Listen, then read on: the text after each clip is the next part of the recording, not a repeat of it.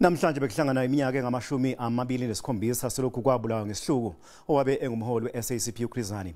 Ngenxa yokuvalwa thaqa kokusebenza kwezinto ezweni kunqandwa iCoronavirus, izwe angeke likwazi ukukhumbula ngendlela ejwayelekile lolusuku olukhunjulwa njengolwacishe lwafaka izwe empini yomkhaya. Enough, we want to live in a peaceful democratic society.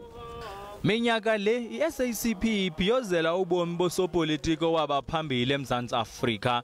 Nangona nje imiqaliselo nemiqathanga wayibekayo ngobomi bakhe yayicaca, akaziwa ngathi na xa ebona imeko uMzantsi Afrika ukuyo ngoku.